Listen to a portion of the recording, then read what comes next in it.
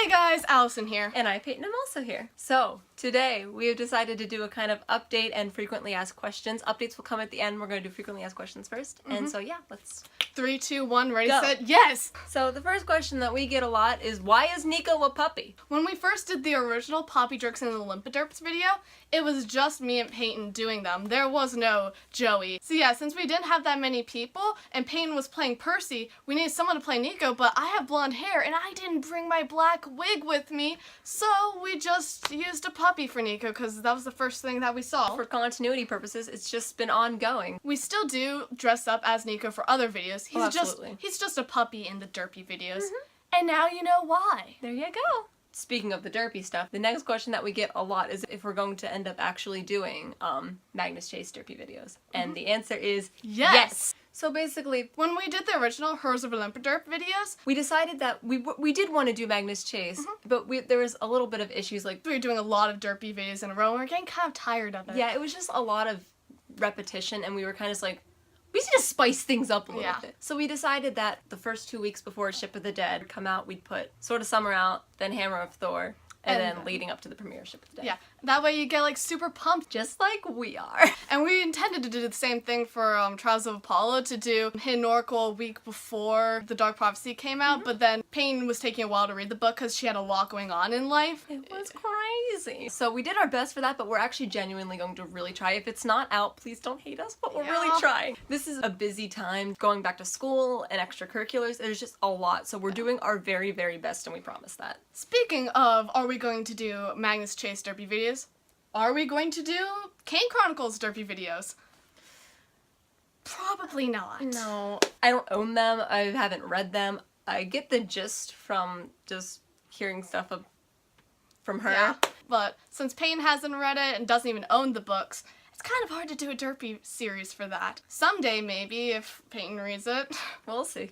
We'll see. So the next question that we get a lot is, why is Percy called Poppy? In the derpy videos, that is. Yeah, in the derpy videos. Technically, we've already explained this before, but for those of you who didn't watch the House of Hades update, not many people did, what happened was, it was the 4th of July, Payne was sleeping over, we were talking about that John Travolta incident with Adele Dazeem. At the Oscars, I think it was. Yeah. It was the year Frozen came out. The composers went for the best original song, and so Adina was performing it on the Oscars, and John Travolta, he called her up, but he mispronounced her name. He turned Idina Menzel into Adele Dazeem. There's an interview with Adina afterwards and everything, and she's like, I almost didn't come out on stage because I didn't think he was actually talking to me. So shortly after that came out, some internet genius created a Travoltify your name generator. Just for funsies, we were just putting a shit ton of fictional characters in it. Just put our names, just for put fun. Our family's names, friend names, fictional characters' names. And the one we found the funniest, since it was late at night and everything is funnier past midnight. Percy Jackson turned into Poppy Jerkson. Peyton found that funny and I found that funny, and we're like, we should make that into a video series, and so we did. And it almost wasn't a series, but you know.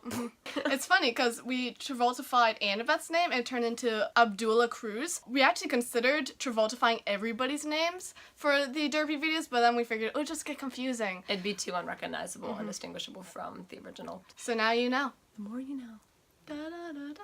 Next up is, why do we not have that many subs? It's because we don't advertise our channel that much. A lot of channels, they get big because they tell everybody they know about it. They post on Facebook about it, on Instagram, on Snapchat. They let everyone know that they have this channel. And I honestly don't advertise it that much because I only want people who actually care about Rick Riordan books and books in general to be watching this channel. So yeah, this channel is harder to find, but as a result, it's much more unified. So the next question is one that she dreads, is she going to do, or us in general, going to do more plot hole videos? Yes, she's already cringing. No. The answer is no. See, I put a lot of time and effort into that video, researching it and editing it and just fact-checking literally everything I did and said. And what do I get for it? 289 comments about how I'm wrong. And don't get me wrong, there are a lot of really nice, sweet, smart comments. There are a lot of things like, whoa, this just blew my mind and I'm really glad you make it. Please do more. People who make up their own plot holes and who have like counters to my plot holes that actually make sense and are well researched. But then the vast majority of them are just, they're harassment. They really are. That's why I turned off the comments on that video, because every day I was getting comments on that video that just brought me down. Just like, no, you're wrong. You don't know what you're talking about. Are you even a fan? People just like yelling at me in the comments, and it was horrible. So yeah.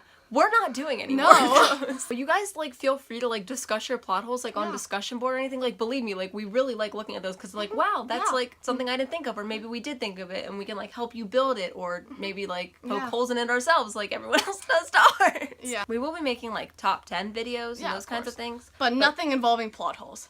Never or again. Or in ways Rick Riordan is wrong, because heaven forbid, he's wrong about anything. It's crazy, because people accuse me of not even being a fan and of, like, blasphemy. But I decided that, you know what, we make a gazillion videos that just praise and honor Rick Riordan. I'm like, you know what, let's make one that actually acknowledges his flaws, and people just, they don't like hearing that. Now this is along the same lines of your plot hole videos, is why Sadie can no longer say Seth's evil name.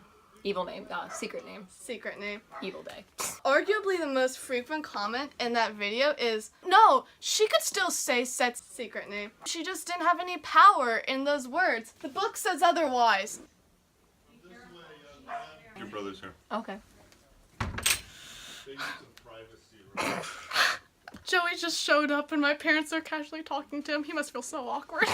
Anyways, on page 189 of Throne of Fire, we get this quote. Just like that, I felt the magic leave me. I still knew Seth's name, Evil Day, but somehow I couldn't remember exactly how I used to say it or how it worked in a spell. The memory had been erased. So she says, I can't even remember how to say it. If you don't know how to make the words happen, then you can't say it. Now you could argue, oh, she could still say it, but there was no magic in the way she said it. Well, then doesn't that mean she could just tell some other magic user what his secret name is, and then they could use it in a spell? It doesn't make sense. It's a lot more logical that she just couldn't say it altogether. I've had to answer this question so many times to the point where... She literally just copy and paste her answer because she's sick of it. Yeah, I'm so sick of it. Never ask me that again.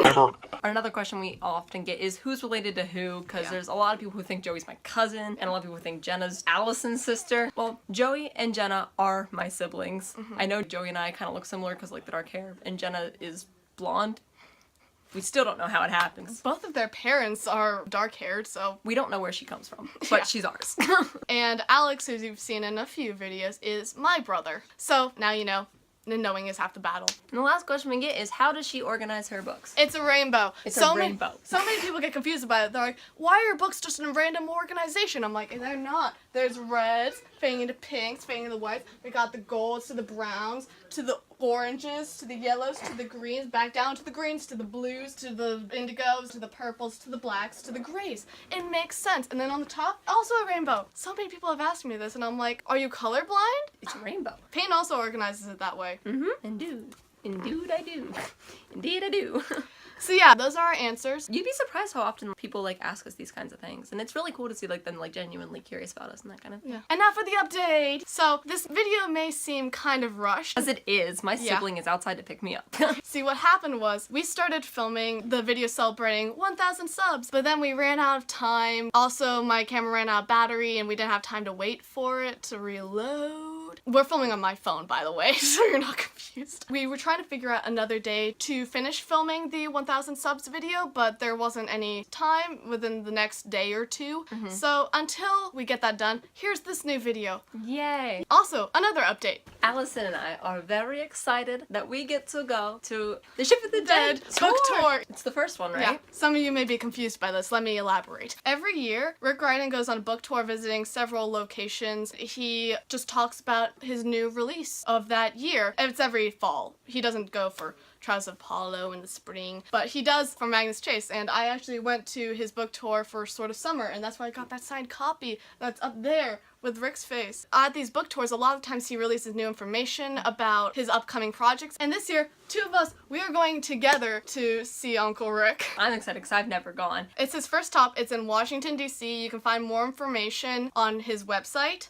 Now you may be wondering, why are we telling you this? The answer is this. If you live in the Washington area or close to it-ish, you can come meet us. We don't know exactly how it's going to work yet, and we'll have more details on that very shortly, I guess, because it's coming up faster than we expected. But this is just the announcement that there will be kind of a little bit of a meetup if you guys want to. If you can make it, go to the Ship of the Dead book tour. First stop in Washington, D.C. I'll even link information to that down below. That's pretty much it. That's about it. Yeah. Love you all. Okay, Bye.